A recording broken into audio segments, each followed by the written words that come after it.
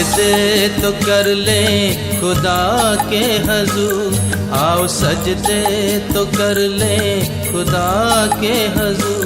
जिंदा शाफी हमारा सदा साथ है, जिंदा शाफी हमारा सदा साथ है।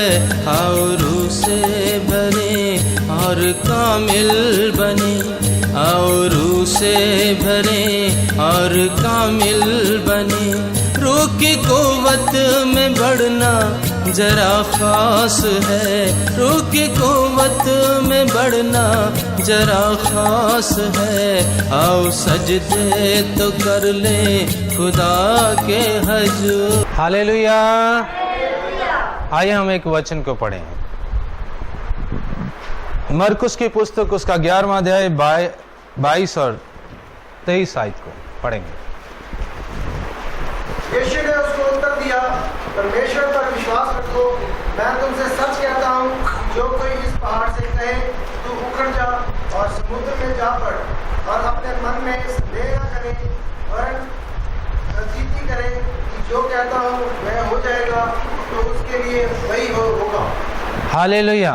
परमेश्वर के वीडियो, ये वचन आपने बहुत बार पहले भी पढ़ा और सुना होगा। प्रभु यीशु मसीह ने एक बार कहा कि विश्वास कर और प्रार्थना कर और उसमें तू जो भी बोलेगा तेरे लिए हो जाएगा। पिछले दिनों में मैं आपको प्रार्थना के विषय में सिखा रहा था कि प्रार्थना करना बहुत जरूरी है।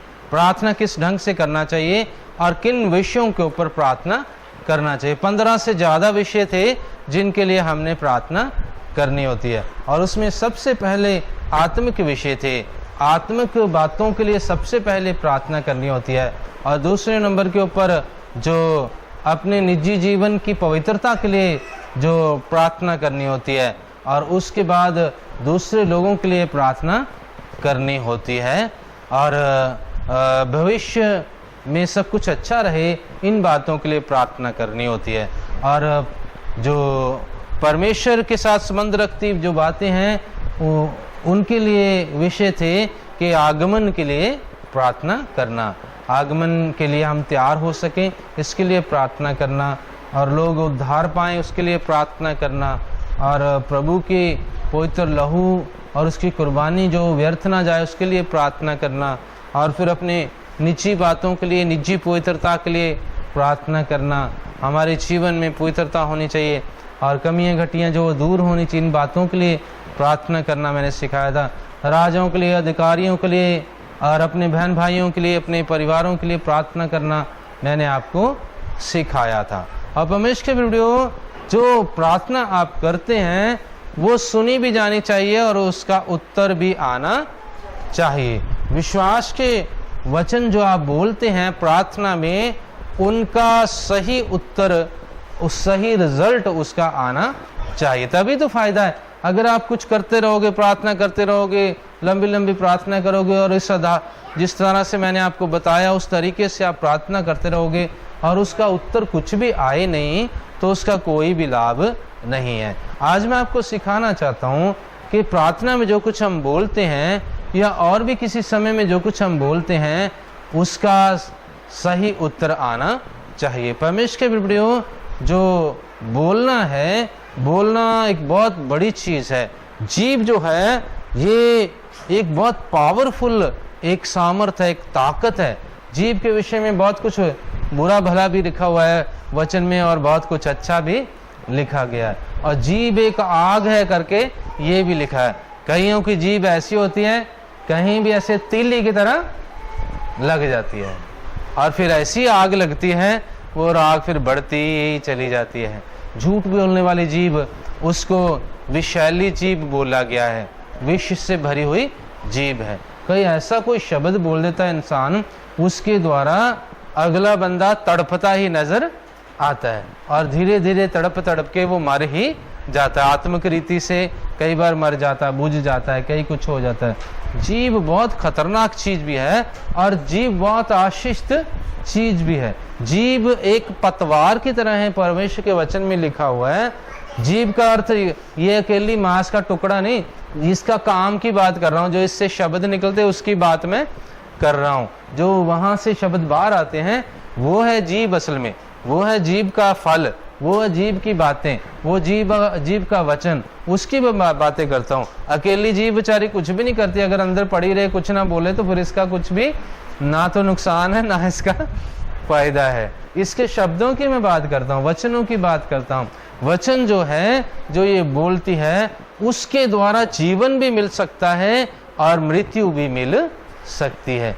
किसी को भी जीवन आ सकता है, किसी को भी मृत्यु उसके द्वारा मिल सकती है। स्वयं भी इंसान जीवन भी पा सकता है और मृत्यु भी जीव के द्वारा प्राप्त कर सकता है। नीति वचन की पुस्तक उसका 18वां अध्याय उसकी 21 आयत में लिखा गया है, जीव के वश में जीवन भी है और जीव के वश में मौत भी है। पढ़ो जरा। जीव के वश में मृत्यु और जीवन दोनों होते हैं। हालेलुया। और जो किसे काम में लाना जानता है वह उसका फल भोगेगा। हालेलुया। परमेश्वर के बिरबड़ियों साफ साफ बातें लिखी, तुम्हारी जीव के वश में 2 चीजें हैं, जीवन भी है और मौत भी है। अगर आप इसको सही तरीके से काम में लाना जानते हो तब तो आपको जीवन मिलेगा। अगर आपकी जीभ आपको इस्तेमाल करनी नहीं आती, अर्थात आपको बोलना ढंग से नहीं आता, प्रार्थना करना ढंग से नहीं आता, तो आपको जो फिर इसका लाभ नहीं है। अगर जो यूज करनी आती है तो जीवन मिलेगा, यूज करनी नहीं आती तो आपको मृत्यु मिल सकती है। परमेश्वर के बेटे बेटियों, जो उससे पहले, बोलने से पहले 2 चीजें हैं। जीभ के बारे में बहुत सारी बातें मैं अभी आज करूंगा। आज आपके बोले हुए शब्दों के द्वारा आपको क्या आशीष मिल सकती है या नहीं मिल सकती, उसके विषय में मैं आपको सिखाना चाहता हूं। लेकिन उससे पहले जो इस वचन के अनुसार वहां पे प्रभु ने कुछ कहा है, 3 बातें इसमें समझ आती हैं। 3 बातें जो हैं हमारी प्रार्थना का उत्तर लाती हैं, जो इस वचन के अनुसार हम समझते हैं। जो प्रभु ने बोला था कि यदि तू मन में शक ना करे, पूरे विश्वास के साथ प्रार्थना करे, पूरे विश्वास के साथ बोले, तो पहाड़ को भी अगर कह देगा कि यहाँ से उखड़ जा, तो वो उखड़ के जहां बोलेगा तो वहीं जाके गिर जाएगा। परमेश्वर के वीडियो 3 बातें इसमें समझ आती है। पहली चीज तो है विश्वास करना। विश्वास का होना बहुत जरूरी है। आपके जीवन में विश्वास होना बहुत जरूरी है। विश्वास के बिना आपका शब्द किसी काम का नहीं है। अगर आप विश्वास से बोलोगे तो वो शब्द काम करेगा, वो वचन काम करेगा। अगर विश्वास से नहीं बोला तो उसका कोई भी लाभ नहीं है। और विश्वास परमेश्वर के ऊपर होना चाहिए। विश्वास के बारे में किसी को भी बोलो कि क्या तुम प्रभु पे विश्वास करते हो, तो वो सभी लोग कहते हैं हाँ मैं विश्वास करता हूँ, हाँ मैं विश्वास करता हूँ, हमें बहुत विश्वास है। विश्वास में आगे 3 भेद होते हैं, 3 बातें होती हैं। किन बातों के ऊपर विश्वास करना है, वो 3 चीजें होती है। एक तो परमेश्वर के वचन के ऊपर विश्वास होना चाहिए, तब कोई इंसान कह सकता है कि मुझे विश्वास है। ऐसे ही बोल देना कि हाँ मुझे प्रभु के ऊपर विश्वास है, तो उसका कोई अर्थ नहीं बनता है। यदि आप परमेश्वर का वचन सुनते हो और उसके ऊपर जो जो वचन आपने सुना है, समझा है, उस सब के ऊपर आपको विश्वास है, तब आप विश्वासी हो। वचन के ऊपर विश्वास करने को विश्वास बोलते हैं। और दूसरी चीज जो है, परमेश्वर के वादे जो हैं, परमेश्वर के प्रॉमिसेस जो हैं, प्रभु के प्रॉमिसेस जो हैं, उनके ऊपर विश्वास करने को विश्वास बोलते हैं। बहुत सारे लोग तो वचन के ऊपर ही विश्वास नहीं कर पाते। वचन जो है वो उनको जितना मर्जी बोला जाए और वो उसके ऊपर उस वचन को ग्रहण नहीं कर पाते। जैसे बहुत सारे मसीह लोग हैं जो पवित्र आत्मा के विषय में जो वचन है समझ नहीं पाते। पवित्र आत्मा, अन्य भाषाओं के बारे में वो वचन को समझ नहीं पाते, ना विश्वास करते।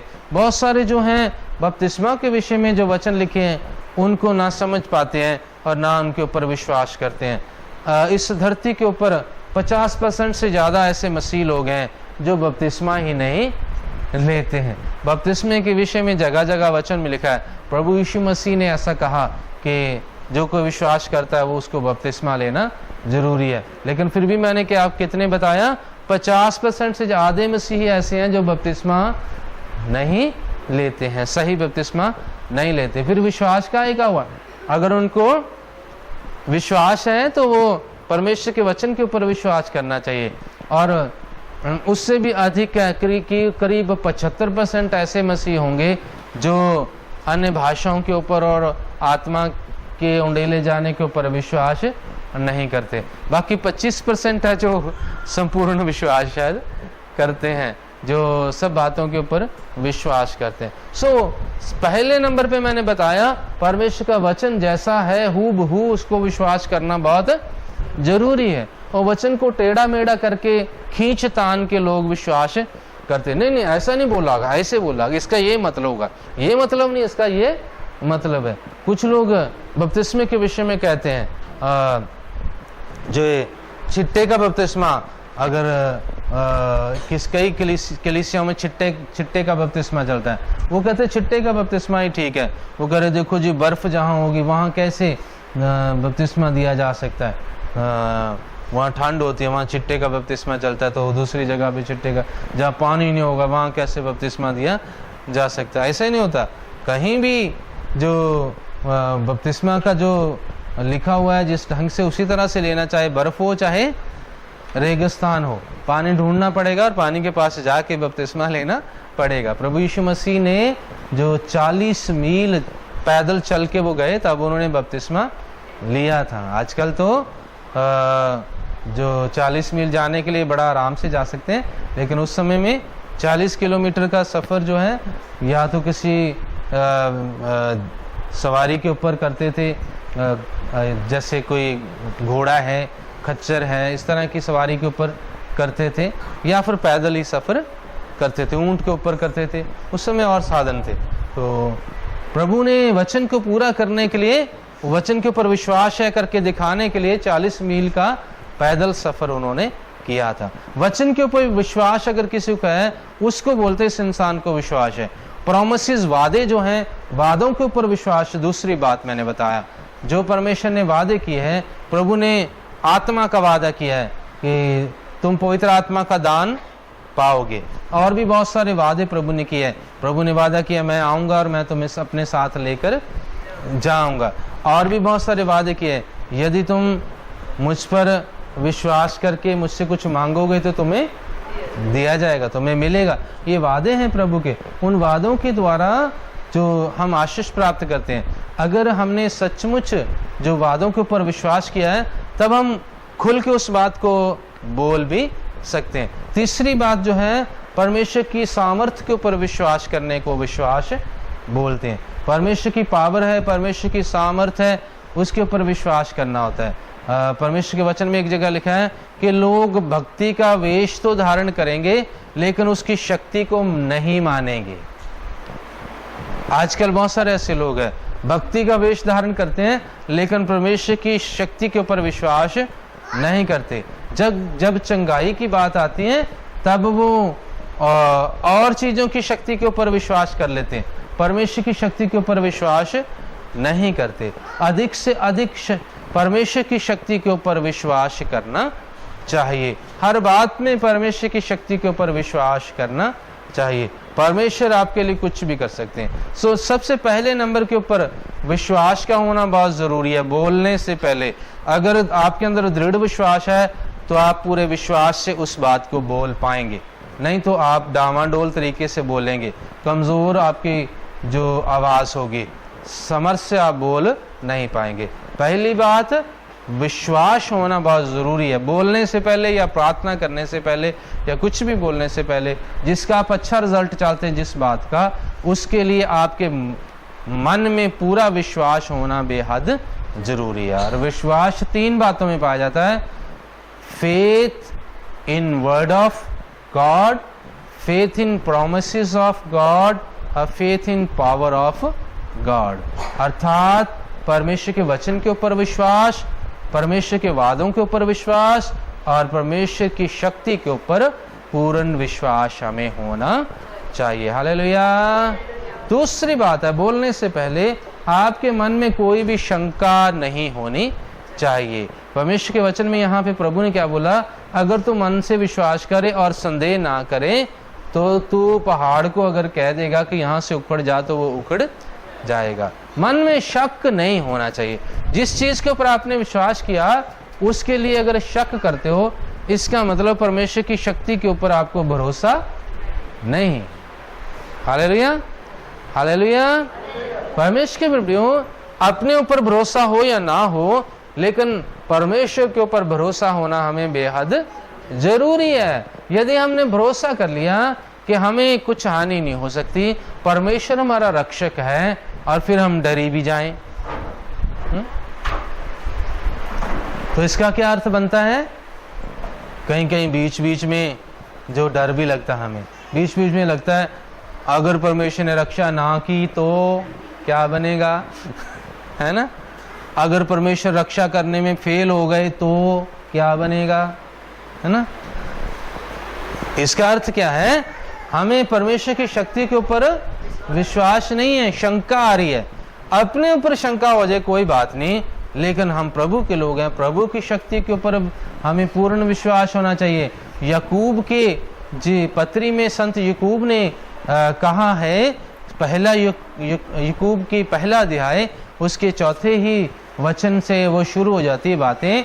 वो शक के विषय में बताते हो, शुरू यहाँ से करते हैं कि किसी भी बात के लिए परमेश्वर के ऊपर भरोसा हमें करना चाहिए और संदेह नहीं करना चाहिए। हमें शक बिल्कुल भी करना नहीं चाहिए, हमें शक की स्वभाव का नहीं होना चाहिए, शक बिल्कुल नहीं करना। यदि कोई व्यक्ति शक करता है तो वो समुद्र की लहर की तरह है। समुद्र की लहर कभी ऊपर कभी नीचे, कभी ऊपर कभी नीचे, अर्थात कभी विश्वास बन गया फिर खत्म हो गया, फिर बन गया फिर खत्म हो गया। और कई बार लहरें पूरी रीति से ऐसे हो जाती हैं, फ्लैट हो जाती, लहर रहती ही नहीं है, वो विश्वास खत्म भी हो जाता है। परमेश्वर के वो वचन बहुत बार आपने पढ़ा है, अगर किसी को मिल गया तो पढ़ दो।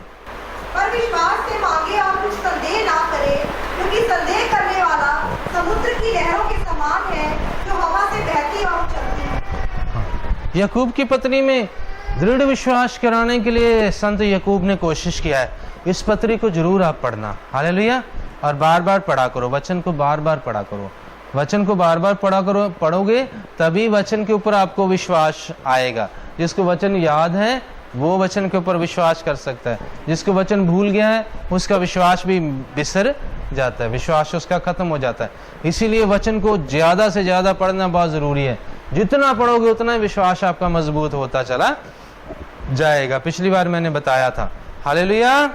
सो परमेश्वर वीडियो, शक नहीं, संदेह नहीं करना, पूरा विश्वास आपने करना है। जब आप पूरा विश्वास करोगे तो आपके जीवन में उत्तम शब्द निकलेंगे, अच्छे शब्द निकलेंगे, सामर्थ्य शब्द, विश्वास के शब्द आपके मुंह से बाहर निकलेंगे। पहली बात पूरा विश्वास करना, दूसरी बात शक बिल्कुल भी आपके जीवन में होना नहीं चाहिए, और उसके बाद बोलना होता है। अगर आपने अच्छा रिजल्ट अपने बोलने का, अपनी प्रार्थना का पाना, जो कुछ भी आप बोलते हो उसका सही उत्तर आपको मिले, उसके बदले में आपको बिल्कुल सही रिस्पॉन्स आए, तब आपको पहले दो बातें करनी है बोलने से पहले। पूरा विश्वास करना है और शक बिल्कुल खत्म कर देना है। आप कुछ भी परमेश्वर से प्राप्त करना चाहते हैं, किसी भी समस्या के ऊपर हावी होना चाहते हैं, हल करना चाहते हैं किसी भी अपने जीवन की समस्या को, तो आप दो बातें अपने जीवन में पूरी करें। पहली बात तो विश्वास में दृढ़ हो जाएं, दूसरी बात शक सारे निकाल दें, और तीसरे नंबर के ऊपर फिर बोलना शुरू करें। चाहे आप परमेश्वर के साथ सीधी बात करना शुरू करें, चाहे मनुष्यों के साथ बोलते हैं, चाहे आप प्रार्थना में बोलते हैं, आपके शब्द आपको जीवन देंगे, आपके शब्द आपको आशीष देंगे, आपके शब्द आपके लिए बरकत लेकर आएंगे। कई बार बहुत सारी चीज़ें हम बिना सोचे समझे, बिना विश्वास के कहीं भी बोल देते हैं, और किसी जगह के ऊपर बोली हुई गलत चीज़ किसी इंसान को ऐसा बुरी दशा में फंसा देती है कि पूछो मत, वो निकल ही वहाँ से नहीं सकता है। कई लोग जो हैं किसी गलत शब्द के बोले जाने के द्वारा मार खा लेते हैं, कई लोगों के झगड़े हो जाते हैं, कई लोग गलत बोले जाने के द्वारा नौकरियों से निकाले जाते हैं, कई लोग जो हैं किसी और जगह से बहुत चोट खाते हैं, बहुत और कई तरह की हानि और कई तरह के नुकसान उनको मिल जाते हैं। गलत बोलना जो है वो तभी किसी के जीवन में होता है जब वो उसके ऊपर अच्छे से ध्यान नहीं करता है, अच्छे से विश्वास नहीं करता है और संदेह के साथ कुछ भी बोल देता है। मित्रता के अंदर जो फूट पड़ जाती है, अगर संदेह से कोई बात बोल दी जाए, शक में कोई बात बोल दी जाए तो मित्रता के अंदर फूट पड़ जाती है, परिवारों के अंदर फूट पड़ जाती है, पति पत्नी के अंदर फूट पड़ जाती है और किसी भी घर में फूट पड़ जाती है अगर संदेह के द्वारा कोई बात बोल दी जाए। लोगों का दिल टूट जाता है अगर संदेह के द्वारा कुछ बोल दिया जाए। कई बार कोई दूसरा व्यक्ति ये कहता नजर आता है, तुम्हें बस मेरे ऊपर इतना ही विश्वास था, है ना, अब मेरा भी विश्वास तेरे ऊपर से टूट गया, और दोनों के दिल दूर हो जाते हैं और वो दूरियां कई बार दोबारा पूरी नहीं होती, वो मिटती नहीं है। परमेश्वर के वीडियो, इसलिए बोलना जो बहुत ध्यान से बोलना चाहिए। हम अपनी जुबान को ऐसे ही इस्तेमाल करते रहते हैं सारा दिन, और जीभ जो है उसके द्वारा कई लोगों को नुकसान ज़्यादा हो जाता है और फ़ायदा कम होता है। तो आज से आप अपनी जीभ को संतुलन करें, सही बोलना। आप जो बोलते हैं विश्वास के वचन बोलें और उसके द्वारा सही रिजल्ट आपको मिलना चाहिए। परमेश्वर के बिड़बिड़ियों, जो प्रभु की बातों को बोलना जो ज़रूरी है, जितना आप प्रभु की बातों को बोलेंगे वो विश्वास के साथ आप बोलेंगे। जो वचन जितना आपको पता है, विश्वास के साथ जब आप बोलते हैं तो आप उसके द्वारा आशीष प्राप्त कर सकते हैं। इब्रानियों की पुस्तक उसका 13वां अध्याय निकालिए और उसकी 5 और 6 वचन में लिखा गया है कि हम जो कुछ भी बोलते हैं वो विश्वास के द्वारा बोलते हैं और उस विश्वास के द्वारा बोले गए शब्दों के द्वारा हमें आशीष मिलती है। और जो विश्वास के द्वारा बोले हुए शब्द होते हैं वो दृढ़ता से बोले जाते हैं, बेधड़क होकर बोले जाते हैं, उसमें कोई डर भय बिल्कुल भी होता नहीं है। बोल पढ़े वो। तुम्हारा स्वभाव लोभ रहित हो और जो तुम्हारे पास है उसी पर संतोष करो, क्योंकि उसने आप ही से कहा है, मैं तुझे कभी न छोड़ूंगा और ना कभी तुझे त्यागूंगा। इसलिए हम निडर होकर कहते हैं, प्रभु मेरा सहायक है, मैं ना डरूंगा, मनुष्य मेरा क्या कर सकता है। परमेश्वर के प्रभु, यहाँ पे पहले तो वचन बोला गया है, वचन में लिखा है, ये बताया है कि प्रभु ने कहा ना मैं तुम्हें कभी छोड़ूंगा और ना मैं तुम्हें कभी त्यागूंगा। ये वचन अगर आपको पता है तब आप दिलेरी से बोलोगे, बेधड़क होकर आप वचन को बोलोगे। क्या बोलोगे? प्रभु मेरा सहायक है, उसने कहा है मुझे, ना मैं तुम्हें कभी छोड़ूंगा और ना मैं तुम्हें कभी त्यागूंगा। इस बात को फिर आप डर डर के नहीं बोलोगे, सब लोगों के सामने आप सामर्थ्य से बोल सकते हो। और परमेश्वर के सामने दुआ में भी आप बोल सकते हैं, प्रभु आप मेरे सहायक हो, आपने बोला ना मैं तुम्हें कभी छोड़ूंगा ना मैं तुम्हें कभी त्यागूंगा। मैं इस परिस्थिति में पड़ा हूं, लेकिन मैं जानता हूं ये परिस्थिति मेरे सामने मुझे कोई मुश्किल में डाल नहीं पाएगी, क्योंकि आप मेरे सहायक हो। आप ना मुझे कभी छोड़ोगे ना मुझे कभी त्यागोगे, आप मेरी रक्षा करोगे और इस बात से, इस समस्या से मुझे बाहर आप निकाल दोगे। निडरता से आप प्रार्थना करोगे, निडर होकर आप बोलोगे शब्द को, निडर शब्द होंगे आपकी प्रार्थना के अंदर, भय के शब्द नहीं होंगे, डर के शब्द आपकी प्रार्थना के अंदर नहीं होंगे। और निडरता से की गई प्रार्थना जो है वो प्रभु सुनेंगे। निडरता से हुई प्रार्थना जो है वो परमेश्वर उसके ऊपर कान देंगे, उसको सुनकर वो उत्तर देंगे। अगर आप डर डर के कोई बात बोल रहे हो तो इससे क्या लगता है, किसी भी मनुष्य के सामने अगर डर डर के बात आप बोलते हो, आपकी बात ही पूरी नहीं होगी। कुछ आधी बात उधर बोलेंगे, आधी बात आप उधर बोलेंगे और सामने वाला व्यक्ति क्या कहेगा, तेरे को विश्वास नहीं है, जो बोल रहा है उसके ऊपर तुझे विश्वास नहीं है।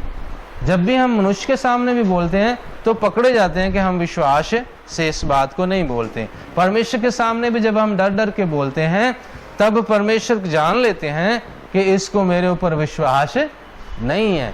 लेकिन वचन को जानने वाला परमेश्वर के वादों को जानने वाला व्यक्ति, यहाँ पे परमेश्वर का प्रॉमिस है, परमेश्वर का वादा है, परमेश्वर का वचन वो व्यक्ति जानता है कि ना तो परमेश्वर मुझे कभी छोड़ेगा और ना मुझे कभी त्यागेगा। तब वो दिलेरी से परमेश्वर के सामने शब्द बोलेगा और परमेश्वर कहेगा मेरे बेटे को मेरे वचन के ऊपर विश्वास है, मेरी बेटी को मेरे वचन के ऊपर विश्वास है, इसको मैं कुछ हानि होने नहीं दूंगा, इसको ये विश्वास है कि मैं इसके साथ हूं, मैं इसे कभी छोड़ूंगा नहीं, कभी त्यागूंगा नहीं। मुझे पता लग रहा है, इसके वचनों से पता चल रहा है कि इसको विश्वास है। और विश्वास के शब्द सुनते ही शत्रु शैतान और जो मुसीबतें और जो रुकावटें आपके सामने वो भी एकदम भाग जाएंगी। हालेलुया। किसी को भगाने के लिए जो दृढ़ता के शब्द बहुत जरूरी है, सामर्थ्य शब्द बहुत जरूरी है। प्रभु के वचन में लिखा है शत्रु का सामना करो, शैतान का सामना करो तो वो तुम्हारे सामने से भाग जाएगा। यदि आप गिड़गिड़ाते रहेंगे और कमजोर शब्द आप बोलेंगे, तब आपको जान लेंगे सामने वाले, शत्रु भी जान लेगा और परमेश्वर भी समझ लेगा कि इसको विश्वास नहीं है। परमेश्वर के वीडियो सबसे पहली बात जो है वो जब आप बोलते हैं तो वचन आपको मदद करता है कि आप बेधड़क होकर शब्दों को बोल पाएं। हालेलुया।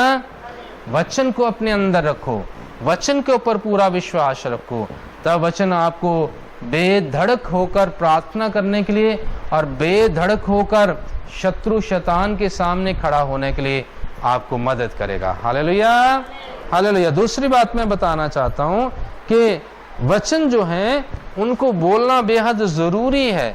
वचन ना बोलेंगे तो आपको कुछ भी मिलने वाला नहीं है। वचनों की कंजूसी करेंगे तो आपके साथ कुछ भी अच्छा होना फिर निकट नहीं है, आपके अच्छा नहीं होगा। फिर वचन कम बोलेंगे, कम आशीष को आप प्राप्त करेंगे। अधिक से अधिक विश्वास के द्वारा वचन आप बोलो और जरूर बोलते रहो, लगातार बोलते रहो। परमेश्वर चाहता है कि आप उसके वचनों को बोलो, उसकी बातों को आप बोलो। रोमियो की पुस्तक जो है उसके 10वें अध्याय की 8 से लेकर 10 आयत तक जो है वचन लिखे हुए हैं।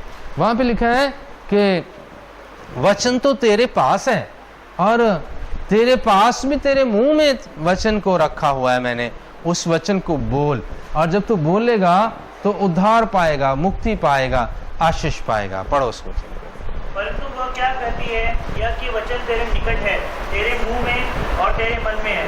यही विश्वास का वचन है जो हम प्रचार करते हैं कि यदि तू अपने मुंह से यीशु को प्रभु जानकर अंगीकार करे और अपने मन से विश्वास करे कि परमेश्वर ने उसे मरे हुओं में से जिलाया, तो तू निश्चय उद्धार पाएगा।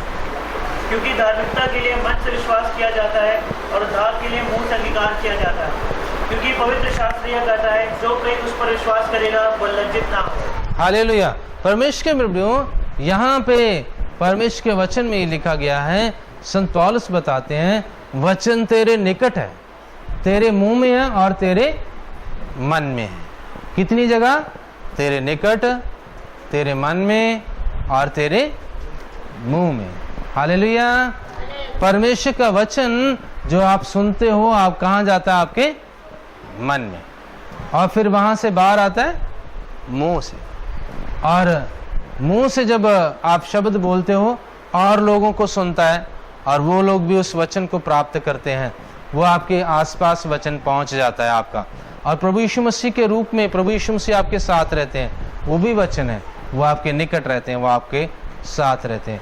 आप तो वचन से ओतप्रोत हैं, वचन आपके अंदर भी है, वचन आपके बाहर भी है। परमेश्वर का वचन वो जुबान से जब तक आप उसको बोलेंगे नहीं, वो तब तक जीवित नहीं होता है। वचन आपके मन में पड़ा है तो एक स्टोर है, एक जगह वो पड़ा हुआ है, लेकिन जब उसको क्रिया में आप लाते हैं, कहाँ से क्रिया में आता है? उसका बटन कौन सा है? आपकी जीभ। जीभ से वो बोला जाता है, फिर वो क्रिया करने लगता है, फिर वो काम करने लगता है। अगर किसी के मन में कोई वचन पड़ा है तो वो मानो एक हार्ड डिस्क के अंदर पड़ा हुआ है, उसको वहीं पड़ा रहेगा जब तक उसको आप जागृत नहीं करेंगे।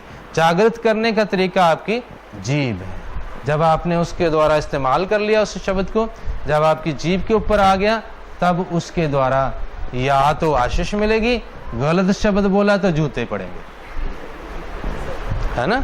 पहले शब्द कहाँ था? वो मन के अंदर, है ना। अच्छे वचन कहाँ पड़े रहते हैं? मन में। गालियां कहाँ पड़ी रहती हैं?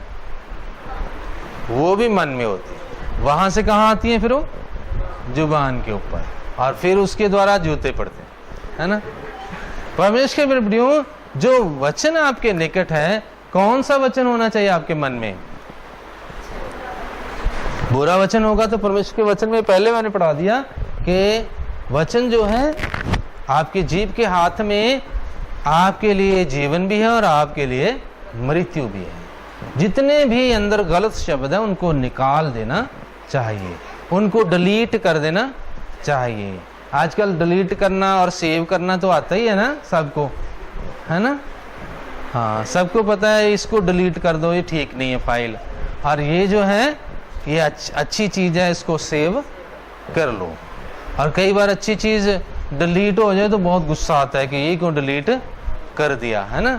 तो परमेश्वर के वीडियो, आपको आप अब समझ होनी चाहिए अपने मन के अंदर जो आपका स्टोर है, जो हार्ड डिस्क है, जो चिप है, उसके अंदर सारी बुरी चीज़ें डिलीट कर दो। नहीं तो कभी ना कभी अगर जुबान के ऊपर चढ़ जाएंगी तो उससे आशीष नहीं मिलेगी। बुरी चीज़ें सारी निकाल दो, अच्छी चीज़ें वहाँ भरनी शुरू कर दो। उसके द्वारा आपको वचन में यहाँ पे हमने लिखा है, सुना है कि जब वचन तो तुम्हारे निकट है, जब तुम उसको बोलते हो, जब तुम अंगीकार करते हो, तो जो कोई अंगीकार करेगा वो मुक्ति को प्राप्त करेगा। क्या लिखा हुआ है? मुक्ति के लिए मन से विश्वास करना और जीभ से अंगीकार करना बेहद जरूरी है। हालेलुया। आशीष पाने के लिए क्या चीजें जरूरी है? मन से विश्वास और मुंह से उस चीज को बोलना, अंगीकार करना, जुबान से मानना, जुबान से बोलना। जब तक आप बोलोगे नहीं तब तक आपको कुछ भी मिलने वाला नहीं है। परमेश्वर के वीडियो, जो आपके मन में विश्वास है उस विश्वास को जीभ के द्वारा बोल लो, तब आपको उद्धार मिलेगा, आपको मुक्ति मिलेगी, आपको चंगाई मिलेगी, आपको आशीष मिलेगी, आपको जो छुटकारा मिलेगा। किसी को छुटकारा देना है, अगर रेस्क्यू करना है, उसके लिए भी आपको बोलना बेहद जरूरी है। किसी को बचाना है, किसी के लिए जो काम करना है, उसके लिए भी आपको बोलना बेहद जरूरी है। परमेश्वर का वचन हमें बताता है, वचन तेरे निकट है, तेरे मुंह में है, तेरे मन में है, उसको बोल, और बोलेगा तो उद्धार को प्राप्त करेगा, मुक्ति को प्राप्त करेगा, छुटकारे को प्राप्त करेगा। और नए बिलीवर्स जो हैं, नए लोग हैं, उनके लिए आप कुछ ना कुछ शब्दों को अगर इस्तेमाल करते हैं तो वो जल्दी दृढ़ हो जाएंगे, जल्दी मुक्ति प्राप्त कर लेंगे। परमेश्वर के वीडियो, जो आपके बीच में नए लोग आते हैं उनके साथ बातचीत करना आपके लिए बहुत ज़रूरी है। अगर आप वचन शेयर नहीं करोगे उनके साथ, उनको आप मिलिए, उनको बोलिए, भाई आपने अच्छा किया, आप यहाँ पे आ गए। 10 साल पहले मैं भी आया था, तब मेरे हालात बुरे थे, मैं बहुत पछड़ा हुआ था, मैं बहुत गरीब था, मैं अंधकार में फंसा हुआ था, मैं पाप में फंसा हुआ था, और तब परमेश्वर ने मुझ पर कृपा की, मैं यहाँ आया, मैंने विश्वास किया, मैंने बपतिस्मा लिया, मैंने उसके बाद इतनी आशीषें बरकतें प्राप्त की हैं। आप किसी नए विश्वासी बहन भाई के साथ बात करके देखो, कैसे उसके जीवन में देखना उन्नति होगी, आशीष मिलेगी, उसको बरकत मिलेगी, एकदम वो बढ़ना शुरू हो जाएगा। लेकिन आप शब्दों को और इधर उधर अगर आप लगाएंगे तो उसका कोई भी लाभ नहीं है। अगर आप किसी के विश्वासी बहन भाई के विषय में ये प्रोपोगंडा साइड पे करते रहते हैं, ये कैसे कपड़े पहनता है, कैसा ये आता है, कैसा ये गाता है, कैसे ये प्रार्थना करता है, इसका कुछ भी ठीक नहीं है, मैं तो ऐसे करता हूँ और ये तो ऐसा करता है, ऐसा अगर शब्द बोलेंगे तो उसका कुछ भी लाभ नहीं है। प्रभु सुनता है और प्रभु उसके बदले में आपको आशीष नहीं देगा। जिसकी आप निंदा कर रहे हैं उसको आशीष देगा, आपको पीछे छोड़ देगा और उसको आगे बढ़ा देगा। कभी भी किसी की निंदा नहीं करनी होती परमेश्वर में, कभी भी किसी को छोटा नहीं समझना होता प्रभु में, क्योंकि कोई पता नहीं प्रभु किसको कब उठा दे, वो तो किसी भी व्यक्ति के ऊपर दया कर देता है। उसके वचन में लिखा है वो तो मूर्खों को चुन लेता है और उन्हें बुद्धिमानों से भी आगे बढ़ा देता है। तुच्छों को, जो तुच्छ समझे जाते हैं, उनको चुन लेता है और बड़े बड़े गौरवशाली लोगों से भी आगे बढ़ा देता है। उसका कोई भरोसा नहीं क्या कर दे।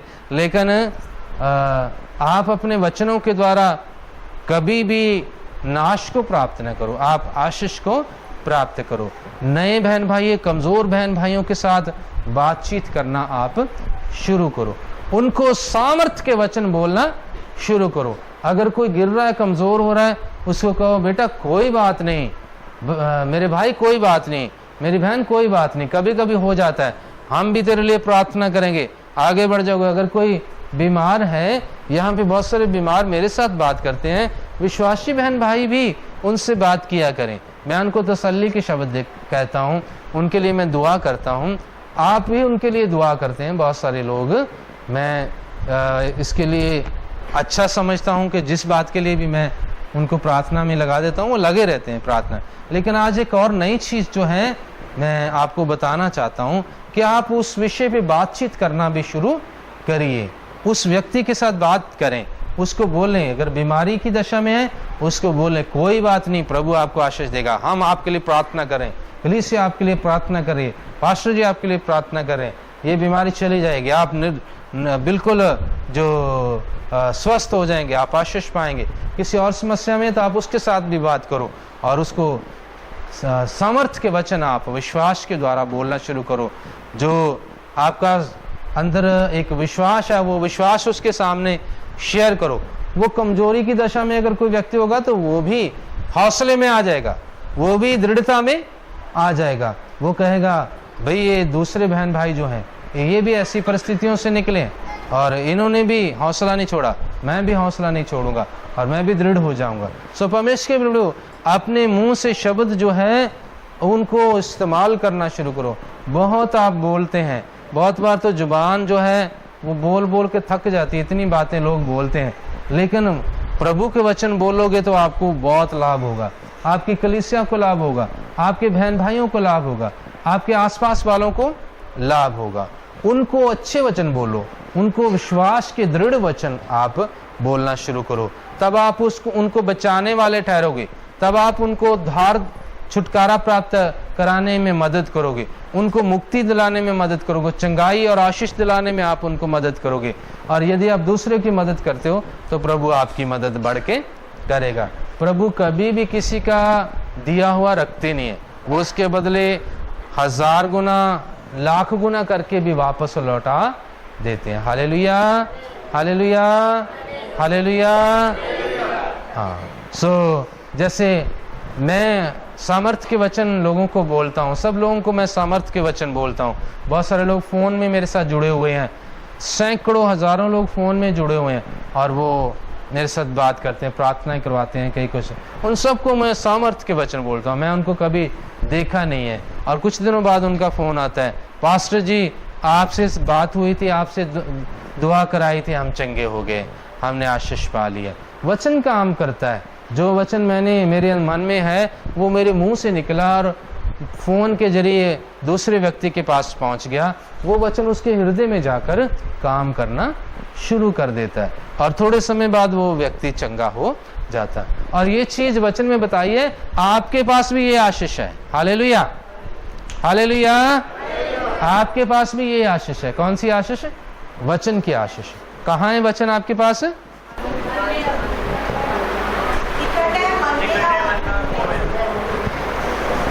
आपके निकट वचन है, आपके मन में वचन है और आपके जीभ के ऊपर क्या है? वचन। जीभ से क्रिया में आगा, जीभ के ऊपर उस वचन को लाओ। आपके अंदर जो विश्वास के वचन पाए जाते हैं उनको क्रिया में लाओ। दूसरे सारे फाइलें डिलीट कर दो, उसका कोई फायदा नहीं है ना। वो बेकार की बातें, जो लड़ाई की बातें, युद्ध की बातें, परेशानियों की बातें, दुख की बातें, संकटों की बातें, उनको जो दोबारा से जो याद करने का कुछ भी लाभ नहीं होता। यदि आपके जीवन में कोई बुरी घटना हुई है, उसको बार बार अगर आप याद करते हैं तो उससे कुछ लाभ हो जाएगा? जो कल बीत गया वो हिस्ट्री होता है। हिस्ट्री को कभी कोई बदल सकता है? पुराने समय में जो चीज हो गई उसको दोबारा सही किया जा सकता है? जो होगी बस हो गई। तो कल आने वाला जो है वो क्या है? नहीं, भविष्य। भविष्य क्या है? भविष्य में क्या होगा किसी को पता है? जो कल था, yesterday is history, yesterday was history, tomorrow will be mystery and today is the gift of God। है ना? इसका मतलब क्या है? कल जो था वो इतिहास था, आने वाला समय जो बुझा रहता है उसका कुछ पता नहीं है, और आज आपके लिए आशीष का दिन है। हालेलुया। आज में जियो, आज का वचन, आज की बातें, आज आप अपने जीवन में आशीष पाओ। कई बार हम कल की बातें याद कर करके आज को खराब कर लेते हैं, और कई बार आने वाले कल के बारे में चिंता कर करके भी आज को हम खराब कर लेते हैं, है ना? कई बार कल के लिए कुछ बचा के रखा जाता है, ये इतना सा दही कल खाएंगे, वो कल अगले दिन उसको देखते हैं कड़वा हो गया, उसका कुछ भी लाभ नहीं है। पुराने समय में स्वर्ग से भोजन गिरता था इस्राएलियों के लिए, वो उसको मन्ना बोलते थे, स्वर्गदूतों का भोजन था। परमेश्वर ने कहा इकट्ठा करके खाओ, है ना? वो सुबह त्रेल की तरह, जैसे त्रेल पड़ती है घास के ऊपर, ऐसे गिरता था। सुबह जब लोग उठते थे, घास के ऊपर और चट्टानों के ऊपर सब जगह छोटे छोटे मोतियों जैसे दाने पड़े होते थे। वो उनको सबको चुन के जो ओखली में कूटते थे, फिर उसका आटा गूंथते थे, फिर तवे के ऊपर उसको पकाते थे और उसको खाते थे। ना उसमें चीनी डालने की ज़रूरत थी, ना उसमें नमक डालने की ज़रूरत थी, ना उसके ऊपर घी लगाने की ज़रूरत थी, कुछ भी नहीं। बस उसको कूट के आटा बना के ऊपर डालो तो पुआ बन जाता था। जैसे सावन में पुए निकालते हैं ना, पूड़ा जिसको बोलते हैं ना, तो उसमें मिठास भी होती है, उसमें घी भी होता है, तेल में बनता है वो, है ना? और बहुत स्वादिष्ट है, लचीला होता है और सख्त नहीं होता, है ना? सबने खाए होंगे, है ना? तो अगर आगे से बनाए तो मेरे लिए ले आना एक। तो वो उसको वो खाते थे, स्वर्गदूतों का वो भोजन था। और कई को सोचते थे आज काफ़ी सारा इकट्ठा कर लो, कल के लिए जाना नहीं पड़ेगा, और बर्तन में अलग से वो इकट्ठा करके रख लेते थे, कल इकट्ठा करने नहीं जाना पड़ेगा, इसलिए आज ही काफ़ी ज़्यादा इकट्ठा कर ले। बच्चों को लगा लेते थे, ज़्यादा इकट्ठा कर लो, कल आराम करेंगे, रेस्ट करेंगे। और अगले दिन जब वो देखते थे उसमें कीड़े चल रहे होते थे। सुबह बर्तन में रखा होता था जो कल के लिए क्या होता था, कीड़े पड़ जाते थे। ताज़ा लाओ, परमेश्वर की क्या आज्ञा थी? ताज़ा लाओ, आज के लिए आज की रोटी मैं तुम्हें दूंगा। हालेलुया। सो परमेश्वर के बेटियों, ना तो पिछले कल के बारे में कुछ बात दोहराने की ज़रूरत है, उसको बदला नहीं जा सकता, केवल आज आपके पास है। और आने वाले समय, आने वाला कल जो है आपके आज के ऊपर निर्भर है। जैसा आपका आज होगा वैसे ही आपका अच्छा कल होगा। हालेलुया। कल के लिए चिंता नहीं। शैतान जो है लोगों को कल की चिंता के लिए लगा रखा है। परमेश्वर के वचन में लिखा हुआ है आज के लिए आज की चिंता ही बहुत है, आज के लिए आज का दुख बहुत है। जब बच्चा पैदा होता है यहाँ धरती के ऊपर, तो उसके माता पिता कहते हैं इसकी पॉलिसी करवा दो, बीमा करवा दो इसका। जब ये 20 साल का होगा तब इसके खाते में 5 लाख 10 लाख रुपया होगा, तब इसकी पढ़ाई के लिए वो काम आएंगे। और कई लोग ऐसी ऐसी पॉलिसियाँ कराते हैं कि जब ये बच्चा 25 साल का होगा तब इसकी शादी के लिए इतना पैसा जमा हो जाएगा कि हमें कुछ करना नहीं पड़ेगा। प्रभु कहते हैं आज की चिंता कर, और शैतान कहता है कम से कम 20-25 साल आगे की चिंता कर। हालेलुया। और उसी चिंता में लोग पड़े पड़े अपना आज गवा देते हैं और एंजॉय नहीं करते, अपनी लाइफ को वो खो देते हैं, है ना? कल की उन किश्तों को भरने में ही लगे रहते हैं, आज के अपना पेट काट लेते हैं, आज की खाशे मार लेते हैं और 20-25 साल। शैतान जब भी कहेगा 20-25 साल आगे की चिंता कर, 10 साल आगे की चिंता कर, ये आवाज़ किसकी होती है? शैतान की। जब भी आपके कान में आए तेरे बच्चे के लिए 10 साल आगे, 20 साल आगे, 50 साल, बहुत सारे जो 60 साल तक की चिंता कर रहे हैं, जब रिटायर हो जाएंगे तो क्या करेंगे? रिटायरमेंट के बाद की ऐसी पॉलिसी लो कि रिटायरमेंट के बाद भी कुछ काम आ सके। परमेश्वर के बेटे, ये सारी बातें शैतान की ओर से। परमेश्वर के वचन में ऐसा नहीं लिखा गया कि आपको इकट्ठा करके नहीं रखना चाहिए, आपको कल के लिए कुछ जमा नहीं करना चाहिए, ऐसा खुदा के वचन में भी लिखा है, लेकिन उसके लिए चिंता के लिए कभी भी लिखा नहीं। अगर आपके पास आज खाने के लिए बच गया है, ऐसा नहीं कि अगर 2 किलो आटा गूंदा है तो आज ही खा जाना है। अगर उसमें आधा बच गया तो उसको कल बना सकते हैं, आप कल के लिए रख लो, है ना। आज आपके पास अगर ज़्यादा धन है तो ऐसा नहीं कि आज ही उसको इस्तेमाल करना है, कल के लिए रख लो, लेकिन चिंता में मत पड़ो कि कल आपने कहीं कुछ करना है। परमेश्वर के बेटियों, आप वचनों को इस्तेमाल करें, अच्छे से वचनों को इस्तेमाल करें, परमेश्वर को बोलें, परमेश्वर मेरा जो आज है इसको आप संवारिए। कल जो हुआ था उसके विषय में चिंता करके अपने जीवन को दुखी करने की ज़रूरत नहीं। आने वाले समय में क्या होगा उसके विषय में अपने जीवन को दुखी करने की ज़रूरत नहीं है। प्रभु ने कहा था आज के लिए आज का दुख बहुत है। चिंता जब करते हैं तो दुख होता है, आज की चिंता करते हैं तो उसके लिए कुछ ना कुछ तो कष्ट होता ही है ना। अगर आज की चिंता करेंगे तो थोड़ा कष्ट होगा, अगर कम से कम 20 साल आगे की चिंता कर रहे हैं तो आपका कष्ट 20 सालों में कितने दिन हैं वो उतना ही बढ़ जाएगा, वो तो बहुत ज़्यादा हो जाएगा, है ना। अगर एक आज के हिसाब किलोओं में नापें, अगर आज एक दिन का अगर 1 किलो दुख है तो 20 सालों का कितना हो जाएगा? बहुत सारा हो जाएगा, उसकी जरूरत नहीं है। परमेश्वर के वचन में ऐसा लिखा है। परमेश्वर के बेटियों, आप वचन को बोलो, वचन आपके पास, आपके निकट है, और अच्छे से उसको बोलो। आपको टॉपिक्स पता होना चाहिए, किस बात के लिए मुझे प्रार्थना करना है, किस बात के लिए मुझे कार्य करना है, कैसी मुझे बात करनी है, उस तरह से प्रभु आपको आशीष देगा। और जो सिकनेस, जो बीमारी है, बीमारी के लिए पावरफुल शब्द आपको बोलने चाहिए। जब कभी बीमार होते हैं या किसी बीमार को मिलने जाते हैं तो सामर्थी वचन, परमेश्वर के वचन आपको बोलने चाहिए। अगर किसी के पेट में दर्द है, आप उसको मिलने गए तो कई लोग ऐसे पूछते हैं किस तरफ दर्द हो रहा है, वो कहेगा जी इधर राइट साइड में हो रहा है। वो कहा अच्छा, मेरे मामा जी के बेटे के भी राइट साइड को हुआ था, 1 हफ्ते में ही चल बसा था। वो अगला सोचता मेरा भी 1 हफ्ता ही शायद। तो सामर्थी वचन नहीं है ये कौन सा वचन है? निराशा वाला वचन, है ना। कई लोगों का तो काम ही ऐसा है, वो ऐसे शब्द बोलेंगे, अच्छा तेरे को लिवर की बीमारी होगी, बस इसमें तो कोई उबर नहीं सकता है ना। मेरे फूफा जी के साले के बेटे को हुई थी, है ना, और वो महीने में चल बसा था।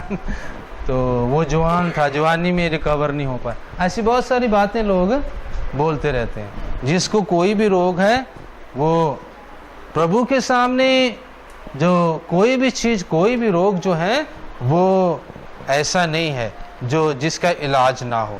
परमेश्वर पिता तो मुर्दों को कब्रों से निकालने वाला है, उसके लोग जो हैं वो हड्डियों में जान डाल देते हैं। एक बार एक परमेश्वर के दास की बॉडी जो है वो एक कब्र में रख दी गई, और वहाँ एक मुर्दा पहले रखा गया था, उसकी हड्डियाँ बनी हुई थी, और वो मुर्दा जो परमेश्वर का दास जो था उसकी बॉडी वहाँ पे रखी, हड्डियों को टच होगी उसकी बॉडी, और वो जिंदा हो गया जो पहले कई साल पहले मरा पड़ा था वहाँ पे, वो जिंदा होके बाहर आ गया। परमेश्वर के लोगों के अंदर इतनी ताकत होती है, परमेश्वर के लोगों की मुर्दा बॉडी के अंदर भी इतनी ताकत होती है। जो यूसुफ की डेड बॉडी के बारे में मैं बात कर रहा हूँ। किसी आजकल तो बहुत सारे वो बने हुए हैं, अगर बॉडी रखनी हो उसके क्रियाक्रम करने से पहले बॉडी रखनी हो तो मॉर्चरी में रख देते हैं, हॉस्पिटल में जगह बनी होती है वहाँ रख देते हैं। उन्होंने अभी बच्चे सारे इकट्ठे नहीं हुए थे तो उसको कफन दफन अभी करना था, ऐसे ही किसी कब्र में रख दी और वहाँ पहले का मुर्दा, कई साल पहलों का मुर्दा जो वो जिंदा होके बाहर आ गया। तो परमेश्वर जो है वो चंगा कर सकते हैं, आशीष दे सकते हैं, बरकत दे सकते हैं। कोई भी बीमारी क्यों ना हो, परमेश्वर के लिए कुछ भी जो ऐसा असंभव नहीं है। परमेश्वर सबको चंगा कर सकते हैं। मुझे कई बार बीमारियों ने अटैक किए हैं, तगड़े तगड़े अटैक किए। और एक बार जो है मेरे गॉल ब्लैंडर के अंदर स्टोन थे, बहुत सारे मुट्ठी भर के स्टोन थे पित्ते के अंदर, और मैं बहुत उसके द्वारा दर्द में था, बहुत ज़्यादा मुझे दर्द होता था।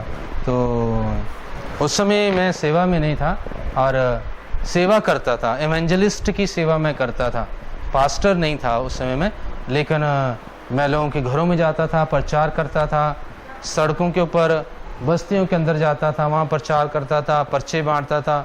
और मुझे चंगाई के वरदान दिए थे, परमेश्वर ने दुष्ट आत्मा निकालने के वरदान दिए थे, उनको मैं इस्तेमाल करता था और वो मैं करता रहता था, कई लंबे समय से मैं कर रहा था। लेकिन बहुत सारे लोग जो हैं, बहुत सारे सेवक भी मुझसे जलते थे उन बातों के लिए कि ये क्यों काम करता है ऐसे ऐसे, ये तो सेवकों को करने चाहिए। तो जब भी कोई प्रभु का काम करता है तो उसके साथ भी बहुत सारे लोग आ जाते हैं, उसके विरोध में भी बहुत सारे लोग खड़े हो जाते हैं। जब मैं बीमार हुआ तो ऐसे ही कुछ सेवक जो लोग हैं वो हमारे घर में आए और मेरे साथ उन्होंने प्रार्थना किया और मेरे घर के लोगों को कहने लगे ये जो भाई जो हैं किसी के ऊपर भी दुआ कर देता है और दुष्ट आत्माएं निकाल देता है, हमें तो लगता है वो सारी दुष्ट आत्मा ने अब एका करके इसके विरोध में आ गई है। तो दुष्ट आत्मा निकालने के लिए तो बहुत तपस्या की ज़रूरत होती है, बहुत लंबे उपवास रख के फिर दुष्ट आत्मा को हाथ डालना चाहिए। ये ऐसे ही हाथ डाल लेते हैं भाई और अब देख लो फंस गए हैं। कोई बात नहीं, हम दुआ करेंगे इनके लिए और चंगे हो जाएंगे। परमेश्वर के वीडियो, मुझे परमेश्वर के वचन में हमेशा से मैं ये जानता हूँ, परमेश्वर के वचन में लिखा है कि शत्रु की कोई भी सामर्थ्य तुझे कुछ भी हानि नहीं पहुंचा सकेगी। मुझे तब भी ये वचन पता था और आज भी ये वचन पता है। शैतान की सारी शक्तियां मिलके भी आ जाएं तो भी प्रभु के एक दास या एक बंदे का कुछ भी बिगाड़ नहीं सकती।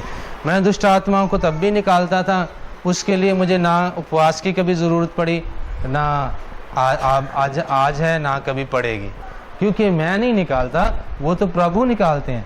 उपवास तो प्रभु ने रखे थे और उसी ने निकालने हैं और सामर्थ तो प्रभु की है और उसी सामर्थ्य ने निकालने हैं। मैं तो विश्वास करता हूँ, विश्वास करके मैं अपनी जुबान से उस विश्वास के शब्द को बोल देता हूँ और वो परमेश्वर का शब्द है, उसके द्वारा दुष्ट आत्माएं निकलती हैं। और वो लोग क्या कर रहे थे जो सिकनेस में, मेरी सिकनेस में कौन से शब्द बोल रहे थे?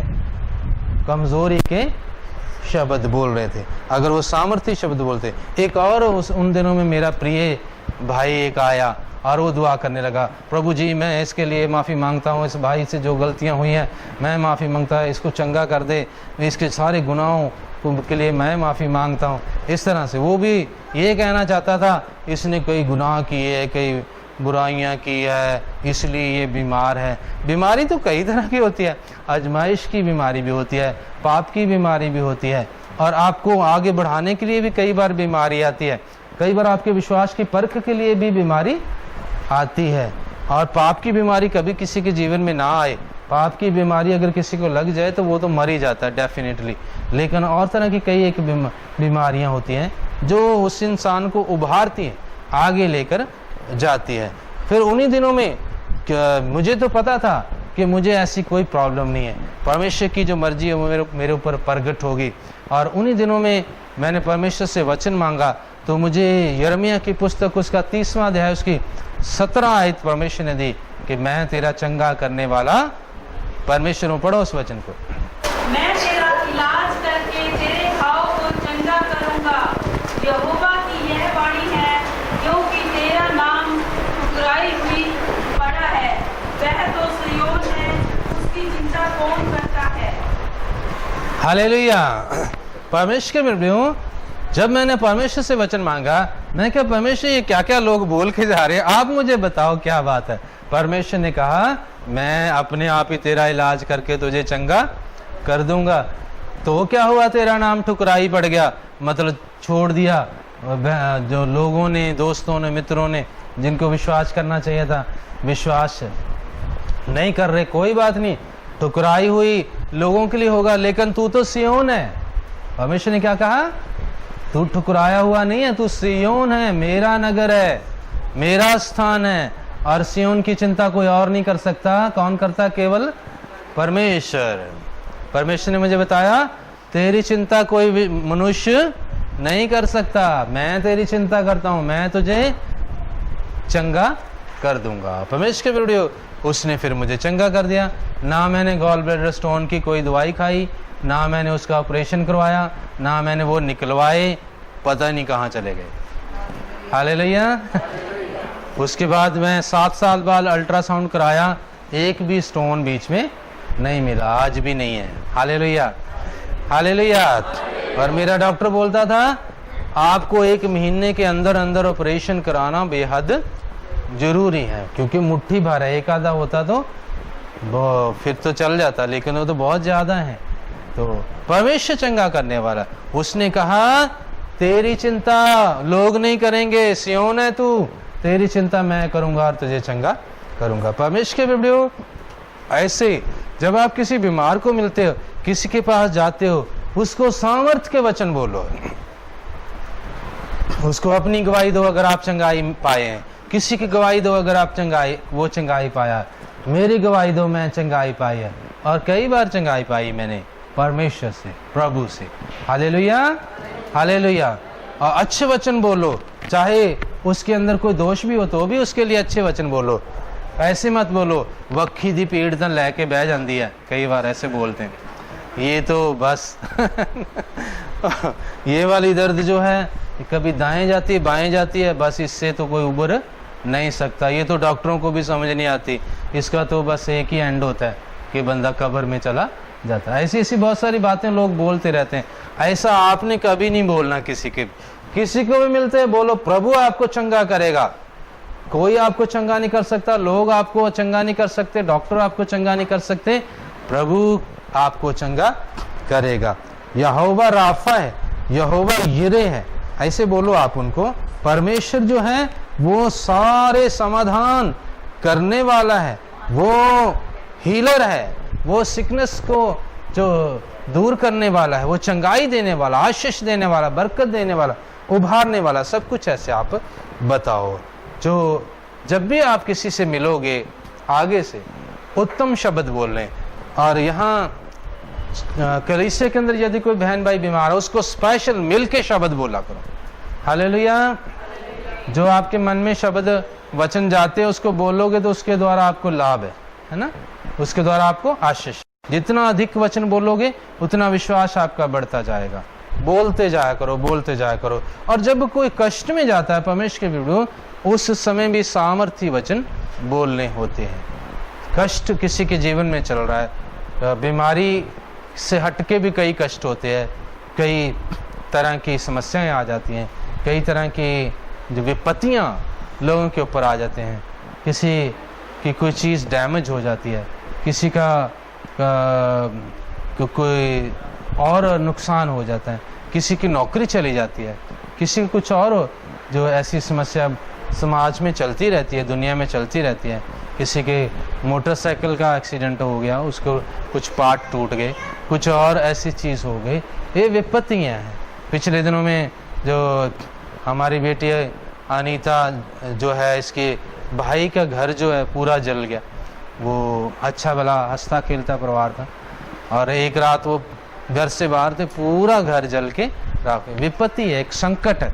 ऐसे समय में ऐसे लोगों को मिलकर उनको अच्छे शब्द, सामर्थ्य के शब्द बोलने चाहिए, अच्छे शब्द, परमेश्वर के वचन उनको बोलने चाहिए। कोई बात नहीं, परमेश्वर सब कुछ दे देगा आपको, दोबारा से लौटा देगा। वो सब कुछ देने वाला है, वो सब आशीष दे देगा। आपको ऐसी कुव्वत देगा कि आप अपना सामान ठीक करवा पाओगे। आपको ऐसा धन दे देगा परमेश्वर कि आप उस विपत्ति से निकल जाओगे।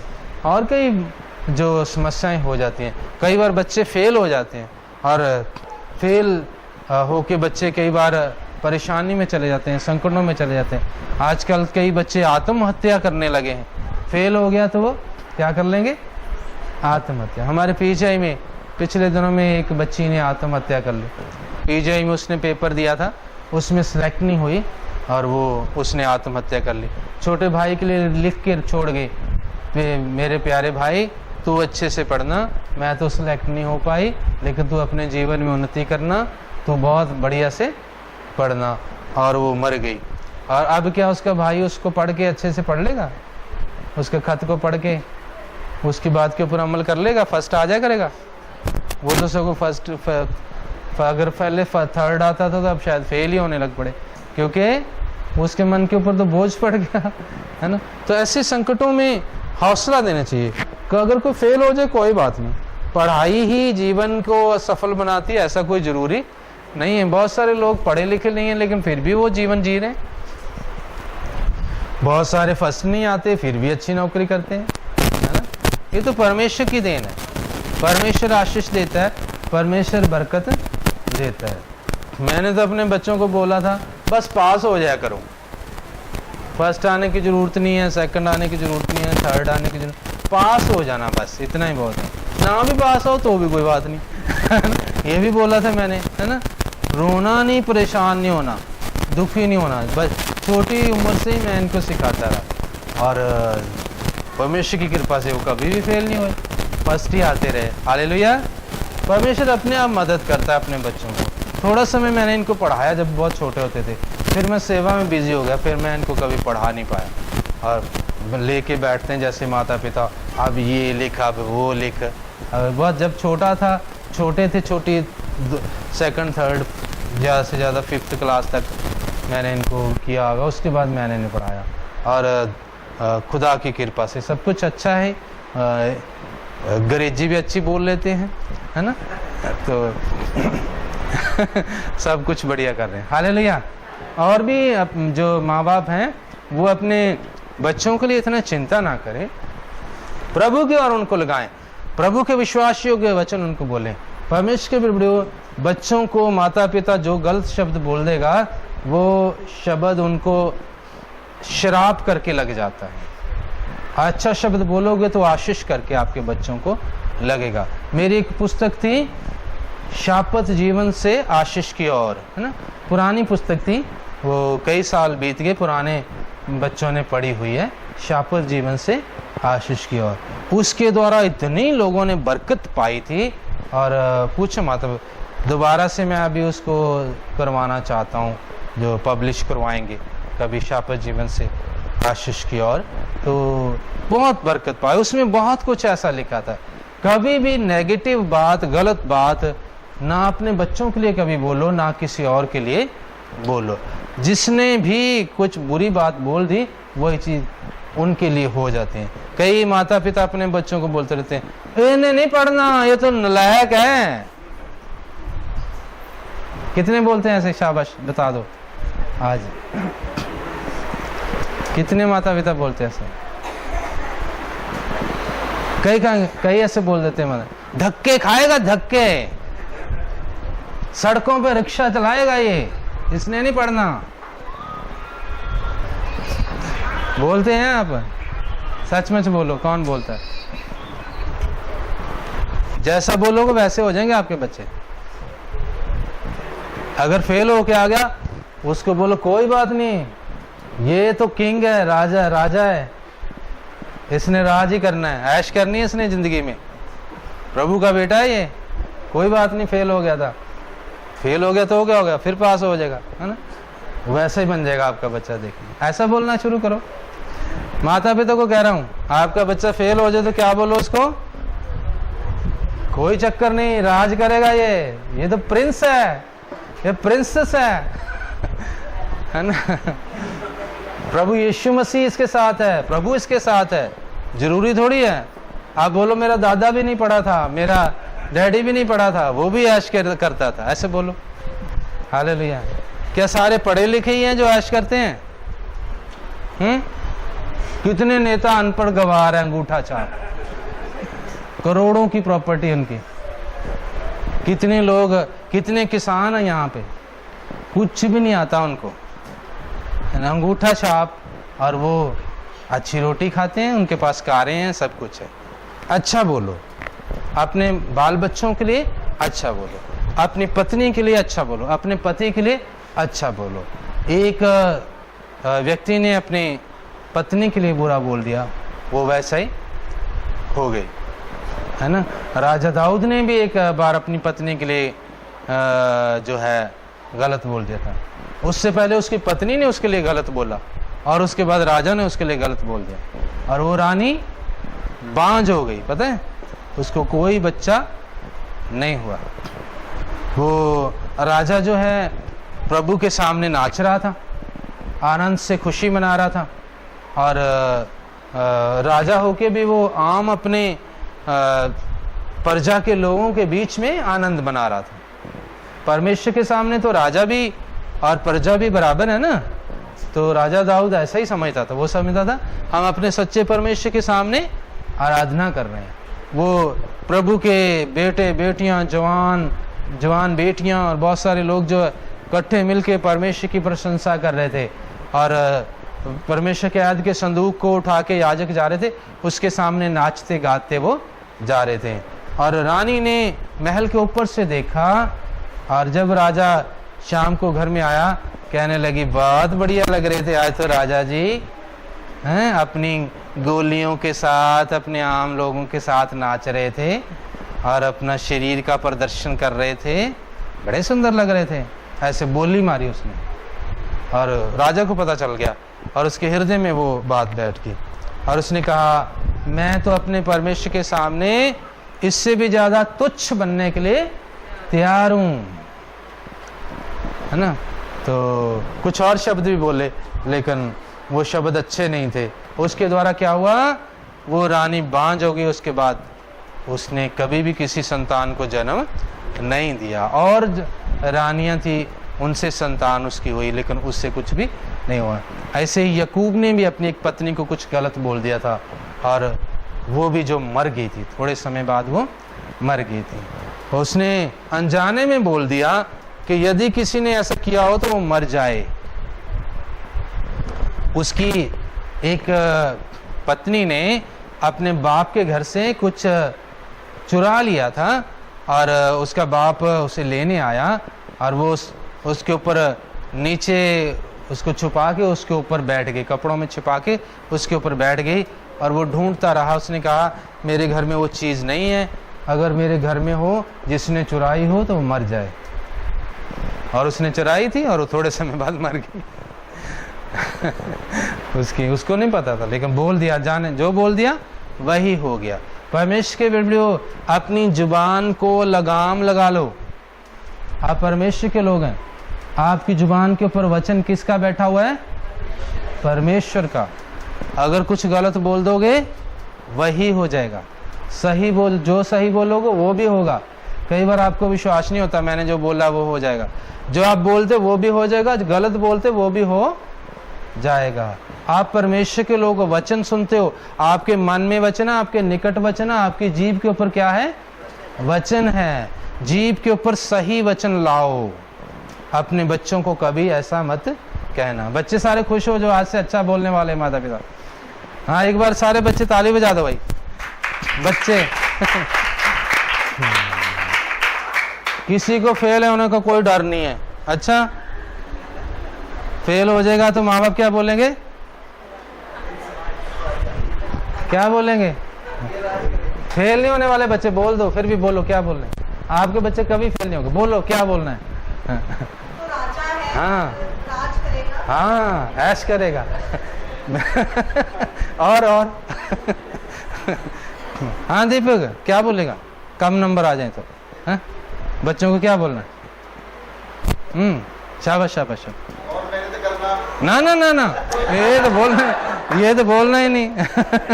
ना ना, गलत हो गया, ये तो शिक्षा देनी शुरू कर दी।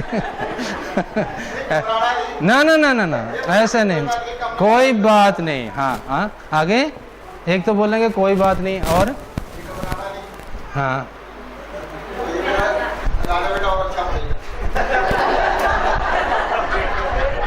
राजा बेटा, पहले बोलो तू राजा है, पढ़ता है तो पढ़ ले, नहीं पढ़ता ना पढ़, कोई बात नहीं। अच्छा हाँ, तू तो है ही, पैदा ही किंग हुआ, ठीक है, कोई बात नहीं। एक तेरा बेटा है, तेरे को पेंशन मिलनी इतनी ज़्यादा, दोनों जने कमाते हो, ना भी पड़ेगा तो कोई बात नहीं। उसको बोलना परमेश्वर का काम करा कर, बस तो आराधना करा कर। हालेलुया। ले वंशिका, बिल्कुल डरने की जरूरत नहीं है। हालेलुया। और क्या बोलेगा कोई माता पिता अगर उसके बच्चे के नंबर कम आ जाए या फेल भी हो जाए, टोटल फेल भी हो जाए, तो क्या बोलेंगे? हाँ, रोहित सिद्धू क्या बोलेगा? हाँ, शाबाश शाबाश शाबाश। हाँ, हाँ? क्या बोलेंगे? क्या बोलेंगे? परमेश्वर के मेरे बेटियों, कुछ नहीं कहना, बच्चों को अच्छा बोलना, एक चीज के लिए बुरा उनको डांटना है, अगर परमेश्वर के मार्ग में ना चले उनको ताड़ना देना, ठीक है? परमेश्वर की आराधना ना करें, उनको ताड़ना देना, परमेश्वर का वचन ना पढ़े, उनको डंडे से पिटाई करो, ठीक है? सारे बच्चे सुनो, आपके मम्मी पापा आपकी पढ़ाई के विषय में कुछ नहीं कहेंगे आगे से, अगर कुछ कहें तो मेरे साथ बात करना, लेकिन अगर पढ़ाई की अलग वचन नहीं पढ़ते, प्रार्थना नहीं करते, गीत नहीं गाते, तो डंडे से पिटाई करो, उल्टा टांग दो, ठीक है? हाँ, वो मेरी तरफ से परमिशन आपको। हालेलुया। परमेश्वर के वचन में लिखा है, यदि तू अपने बेटे को छड़ी से ताड़ना करे, अर्थात डंडे से पिटाई करे, तो वो मरेगा नहीं। डंडे से जितना मर्जी पीटो, कुछ नहीं होता लड़कों को, है ना, ना लड़कियों को, है ना, मरती नहीं है, मरता नहीं है, लेकिन क्या होता है, वचन में लिखा हुआ है, वो नरक से बच जाएगा। नरक की आग वो बहुत भयानक है। आपकी जो शालीनता है, आपका जो प्यार है, वो कहीं आपके बच्चे को दुष्ट ना बना दे। दुष्ट बन गया तो कोई आशीष उसके ऊपर नहीं आएगी, नहीं पड़ेगा तो भी वो काम कर लेगा। जिम खुलवा देना, कोई बात नहीं, कोई और काम करवा देना, है ना, मैं गाइड करूंगा, है ना, और नौकरी से ज्यादा वो पैसे कमाएगा। हालेलुया। लेकिन अगर अधर्मी बन गया, आपके लिए भी लानत, और अपने लिए भी लानत, और आने वाली पीढ़ियों के लिए भी लानत लेकर आएगा, और आपको ठाने का मुंह दिखाएगा, है ना। उसके लिए आप सख्त हो जाओ, अपने बच्चों को पाप के मार्ग में जाने मत दो। हालेलुया। बच्चों के लिए कभी भी गलत शब्द इस्तेमाल नहीं करना। इसका कुछ नहीं हो सकता, ये कभी नहीं पढ़ेगा, ये कभी पास नहीं हो सकता, ये कभी सफल नहीं हो सकता, ये धक्के खाएगा, कई कहते हैं ये कागज सुनेगा, कई कहते हैं ये रिक्शा चलाएगा, कई कुछ और बोलते हैं, कई कुछ और बोलते हैं। ऐसा कोई शब्द नहीं बोलना। हालेलुया। उसको बोलना है कोई बात नहीं, पढ़ेगा तो भी ऐश करेगा, ना पढ़ेगा तो भी ऐश करेगा, ये कभी भूखा नहीं मरेगा। परमेश्वर के वचन में क्या लिखा हुआ है? शेर के बच्चे भूखे मर सकते हैं, धर्मी के बच्चे, लिखा है, परमेश्वर क्या नहीं लिखा, धर्मी के बच्चे कभी भूखे नहीं मरेंगे। अगर तुम धर्मी हो तो अपने बच्चों को क्या बोलो कि तुम कभी भी भूखे नहीं मरो। कॉन्फिडेंस नहीं, आप धर्मी नहीं हो क्या? अगर आप धर्मी हो तो अपने बच्चों के विषय में क्या बोलना है? मैं धर्मी हूं, मेरा बच्चा कभी भी भूखा नहीं मर सकता। शेर का बच्चा भूखा मर सकता है, लेकिन धर्मी का बच्चा भूखा नहीं मर सकता। धर्मी की बेटी, धर्मी का बेटा कभी भूखा नहीं मरेगा। हालेलुया। बस उनको धर्मी बनाना है। पति के विषय में कभी बुरा नहीं बोलना, पत्नी के विषय में कभी बुरा नहीं बोलना। जो बोलोगे वही हो जाएगा, क्योंकि आपके मुंह से जो वचन निकलता है परमेश्वर का वचन है। आपकी जीभ के ऊपर जो वचन है, कौन सा वचन है? परमेश्वर का वचन है। और कुछ भी बनाते समय जो है अच्छे वचन आपने बोल रहे हैं। मान लो कोई कंस्ट्रक्शन कर रहे हैं, कोई चीज़ क्रिएट कर रहे हैं, उसमें अच्छे शब्द बोलो। खाना बनाते समय में कई बोलते हैं पता नहीं कैसा बना होगा, कई बहनें ऐसे बोलती रहती हैं, पता नहीं क्या, पता नहीं नमक ठीक है नहीं। कॉन्फिडेंस से बनाओ और बिस्मिल्लाह करके परमेश्वर का नाम लेकर आप बनाओ। पुराने समय में बिस्मिल्लाह करके बोलते थे, है ना, उसका अर्थ क्या होता था, परमेश्वर तेरा धन्यवाद, है ना, वो उर्दू का शब्द है। आज आप प्रभु का धन्यवाद करके अपने खाने को बनाना शुरू करो। बहनें, कोई भी भाई लोग कोई कार्य करते हैं, कोई चीज़ बनाते हैं, कोई घर बनाते, कुछ भी बनाते, परमेश्वर का नाम लेकर शुरू करो, विश्वास से आप बनाना शुरू। परमेश्वर ने जब बनाना शुरू किया था तो उन्होंने बोलना जरूरी है जब भी बनाना होता है कुछ भी, है ना, ये नहीं कि चुपचाप आप बनाना शुरू कर दो। कोई भी आप एग्ज़ाम देने लगे हो, कुछ भी करने लगे हो, तो आप मुंह से बोलो प्रभु तेरा धन्यवाद, मैं इसको करने जा रहा हूँ, सवालों को हल करने जा रहा हूँ, ये मैं खाना बनाने जा रहा हूँ, ये मैं घर बनाने जा रहा हूँ, ये मैं इस मशीनरी को ठीक करने जा रहा हूँ, मैं ये काम करने जा रहा हूँ, इसमें आशीष देना, तेरी आशीष डाल देना, सही हो जाएगा वो सारा काम। और परमेश्वर के बड़े दुष्ट आत्माओं के विरोध में अधिकार से आपने बात बोलनी है। जब दुष्ट आत्माओं को विषय की बात आए तो अधिकार को आपने समझना है। परमेश्वर ने, प्रभु यीशु मसीह ने आपके पैरों के नीचे दुष्ट आत्माओं को किया हुआ है। प्रभु ने कहा था तुम सांपों और बिच्छुओं को रौंदोगे। लूका की पुस्तक उसका 10वां अध्याय उसकी 19 आयत में प्रभु यीशु मसीह ने अपने चेलों को कहा तुम मेरे नाम से दुष्ट आत्माओं को डांटोगे, निकल जाएंगी, तुम्हारे पैरों के नीचे हैं और कुछ भी तुम्हें हानि नहीं हो सकती। जल्दी से पढ़े। देखो मैंने तुम्हें सांपों और बिच्छुओं को रोकने का और शत्रु की सारी सामर्थ पर अधिकार दिया है और किसी वस्तु से तुम्हें कुछ हानि ना होगी। हाँ, तो मैंने तुम्हें सांपों बिच्छुओं को रौंदने का अधिकार दिया है। इस वचन को इस्तेमाल करो। दुष्ट आत्मा का कोई सामना हो रहा है आपके आसपास किसी के अंदर दुष्ट आत्मा है, किसी के घर में दुष्ट आत्मा है, आपको डरने की जरूरत नहीं है। इस वचन को याद रखना। क्या लिखा इसमें? मैंने तुम्हें सांपों बिच्छुओं को रौंदने की शक्ति दी हुई है और किसी भी शैतान की शक्ति से तुम्हें कभी भी हानि नहीं होगी, तुम्हें वो हानि नहीं पहुंचा सकती। इस वचन को बोल दो। अगर आप ऐसी जगह पे हैं किसी के अंदर दुष्ट आत्मा आ गई है, आप बोल दो उसको, विश्वास से बोल दो, निकल जाए इसके अंदर से। और आपको डर नहीं होना चाहिए बिल्कुल। अगर डर गया जो, वो उसको कुछ कर नहीं पाएगा, ना दुष्ट आत्मा निकलेगी और उल्टा उसको नुकसान भी हो सकता है अगर वो बहुत डरा हुआ व्यक्ति होगा। तो कभी भी डरना नहीं है, विश्वास में दृढ़ बने रहना। वचन में पहले पढ़ाया था, जो विश्वास का वचन जिसके हृदय में है वो निडरता से बेधड़क होकर वो बात को बोलता है। और परमेश्वर के वचन में ये भी लिखा है, जो तुम बोलोगे मैं तुम्हें दूंगा, जो तुम मांगोगे मैं तुम्हें दूंगा। मांगना, बोल के, मुंह से बोल के मांगना बहुत ज़रूरी है। कई बार हम मांगने में गलतियां कर जाते हैं, मांगते समय हम सही से मांग नहीं पाते हैं।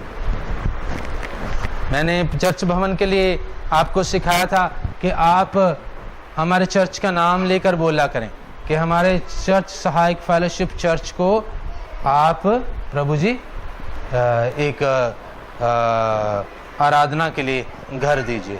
सही से बोलो, जो भी बोलना है पूरा कंप्लीट सही बोलें। ऐसा नहीं कि आप पे समझ जाएगा प्रभु, नहीं, वो तो समझ जाएंगे, लेकिन जब आप बोलते हैं तो आप जो रुकावटों को दूर करते हैं तो आपकी प्रार्थना जो है परमेश्वर के पास पहुंचती है। जो प्रार्थना है, इसको रोकने वाली शैतानी शक्तियां पूरी एयर में खड़ी रहती हैं, आपके आसपास खड़ी रहती हैं। दानियल की पुस्तक में ऐसा लिखा गया है कि बहुत दिनों तक दानियल की प्रार्थना को शैतान ने रोक रखा था और सही रीति से जब उसने प्रार्थना किया तब परमेश्वर की शक्ति से वो प्रार्थना परमेश्वर की हजूरी में पहुंची। परमेश्वर के वीडियो, जब भी आप प्रार्थना करते हैं सही तरीके से सही शब्दों का इस्तेमाल करके प्रार्थना को करना शुरू कीजिए। आपकी अगर घुटने के अंदर दर्द है तो आप बोलो, प्रभु मेरे घुटने का दर्द आप ठीक करो, है ना। और घुटने के ऊपर आप अपना हाथ भी रख सकते हैं। कुछ भी मांगना है परमेश्वर से सही से आप मांगो। आपको नौकरी मांगनी है तो सही से परमेश्वर से मांगे। कहाँ नौकरी चाहिए, क्या चाहिए आपको, किस जगह के ऊपर, किस तरह की नौकरी, कितने पैसे हों, सब चीज़ें आप अच्छे से बोल सकते हैं। अगर आप बोलो प्रभु मुझे नौकरी दे नौकरी दे नौकरी दे, तो 5,000 की नौकरी मिल जाए तो उसके साथ आपको कुछ बने ना। आप बोलो मुझे इतने पैसों की नौकरी चाहिए जिससे मेरा घर बार चल सके, है ना। अच्छे से बोलो, परमेश्वर वो सारी चीज़ें आपको देना जानते हैं। चाहे वो जानते हैं आपकी ज़रूरतें, फिर भी आप बोलना शुरू करो, क्योंकि आपकी जुबान के ऊपर परमेश्वर बैठा है, आपकी जुबान के ऊपर आत्मा बैठा है, आपकी जुबान के ऊपर वचन है, आपकी जुबान के ऊपर प्रभु है। जो भी बोलोगे वही हो जाएगा। और जो मांगते हो वो विश्वास से मांगो और सही तरीके से आप उसको मांगो। परमेश्वर के बिरबड़ियों, अगर आप गलत ढंग से मांगोगे तब आपको मिलेगा नहीं। यहाँ पे याकूब में लिखा था तुम मांगते हो लेकिन मिलता नहीं। अगर मैं बोलूं प्रभु मुझे 7 कारें दे दे, हर रोज एक कार में इस्तेमाल किया करूंगा, तो मिलेगी। सोमवार को ये गाड़ी होगी मेरी, मंगलवार को ये गाड़ी होगी, बुधवार को ये होगी, है ना। तो प्रभु कहेगा जा फिर ये पहली वाली भी ले लेता हूं मैं, और नहीं है लोग, है ना।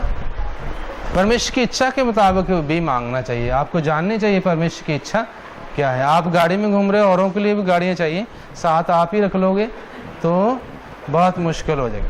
तो सोच समझ के परमेश्वर की इच्छा के मुताबिक आप मांगो। और यदि आप कहते हैं यहोवा राफा, परमेश्वर तू चंगा करने वाला परमेश्वर है, मुझे चंगा कर, मेरे भाई को चंगा कर, प्रॉमिस को याद करवा के परमेश्वर से मांगेंगे, आपको मिलेगा। परमेश्वर के बिरबड़ियों, आप शैतान को डिफीट कर सकते हैं, शैतान को हरा सकते हैं। आप अपनी प्रार्थना में विजय प्राप्त कर सकते हैं, आप अपनी प्रार्थना में सही उत्तर प्राप्त कर सकते हैं। विश्वास का वचन बोलना है आपने, और बिना शक के आपने बोलना है। बहुत सारे लोग विश्वास करते हैं लेकिन शक में पड़े रहते हैं। बहुत सारे लोग विश्वास करते हैं, शक भी नहीं है, वो बोलते नहीं है। ऐसा नहीं, तीनों चीजें जब आपके जीवन में पूरी होंगी तब आपको पूरी आशीष मिलेगी। पहली बात है पूरा विश्वास करना है वचन के ऊपर, प्रॉमिसेस के ऊपर और परमेश्वर की शक्ति के ऊपर विश्वास करना। दूसरी बात, बिल्कुल शक नहीं करना, निस्संदेह जो परमेश्वर के सामने प्रार्थना आपने करनी है, शक नहीं करना।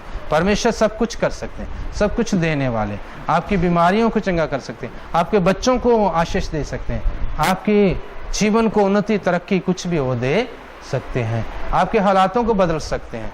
उसके लिए परमेश्वर के लिए कुछ भी मुश्किल नहीं है, सब कुछ आपके लिए वो कर सकते हैं। इसलिए शक ना करो और फिर बोलना शुरू करो, विश्वास से बोलना शुरू करो।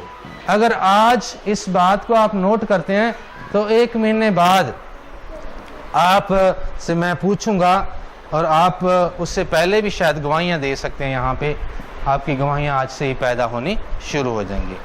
3 बातें अपने जीवन में अपना लें, पूर्ण विश्वास और बिना शक के परमेश्वर के सामने प्रार्थना करना या बोलना। जब भी आप कहीं बोलते हैं, कुछ भी शब्द बोलते हैं, आप सोच समझ के बोलना कि आपकी जुबान के ऊपर परमेश्वर बैठा। हालेलुया।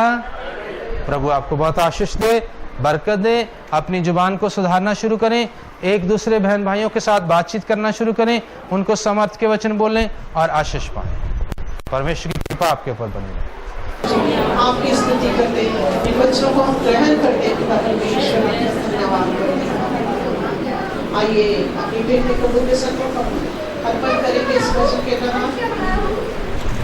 धन्यवाद तेरे चढ़ाए सच्चे रब का शुक्र मनाए। धन्यवाद तेरे चढ़ाए सच्चे रब का शुक्र मनाए। धन्यवाद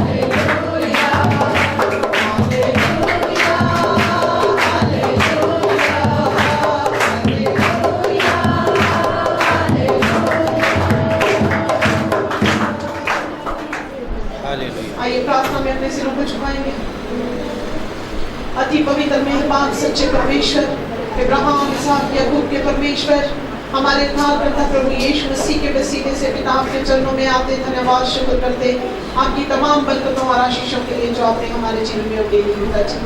आज के सुंदर नौहर वचनों के लिए हम आपके धन्यवादी पिताजी।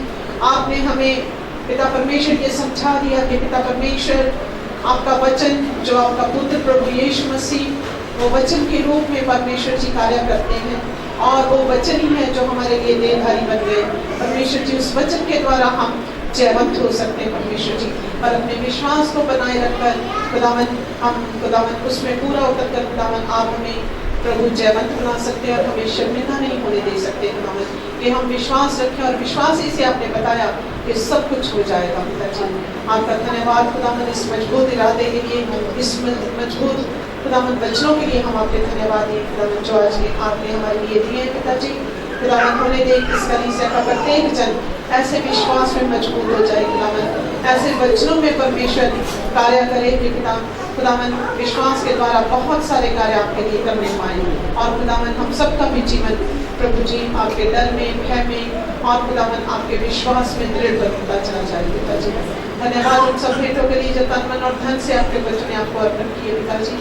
उन सब भेंटों को आप ग्रहण करें और बिना आसमान के जरों के खोलकर अपने बच्चों की सारी निजी जरूरतों को परेशानी जाने से पूरा करें। जिनको घर की कमी है परमेश्वर जी, जिनके पास जॉब्स नहीं है परमेश्वर जी, नौकरियां नहीं है खुदावन, बहुत बढ़िया नौकरियां खुदावन आप उनको मुहैया कराएं प्रभु जी, क्योंकि प्रभु आप मांगने वाले को देते हैं खुदावन, क्योंकि सारे प्रधानताएं सारे अधिकार आपके हैं पिताजी और आपकी सब बातों की श्रोमणी यहोवा परमेश्वर है पिताजी। खुदावन अपने बच्चों को बहुत ऊंचे पदों पर आप नियुक्त करें, बहुत अच्छी नौकरियां, बहुत इज्जतदार परमेश्वर जी नौकरियां प्रभु मुहैया कराएं और खुदावन जिनके पास धन की घटी है प्रभु वो भी अपने शाही खजाने से भेज पिता और खुदावन सबको राजकुमार बना पिताजी, क्योंकि आप हमारे राजा हैं पिताजी और आपके बच्चे आपके राजकुमार हैं कि पिता आपके सब बच्चे आपके बन जाए खुदावन और राजा के बच्चे कभी भी भूखे नहीं होते, कभी भी गरीब नहीं होते, कभी भी दरिद्र नहीं होते परमेश्वर जी। सबको खुदावन ऐसा विश्वास दे कि आप पर पूर्ण भरोसा करें और उन सब आशीषों के वारिस बने जो आपने इनके लिए रखी है।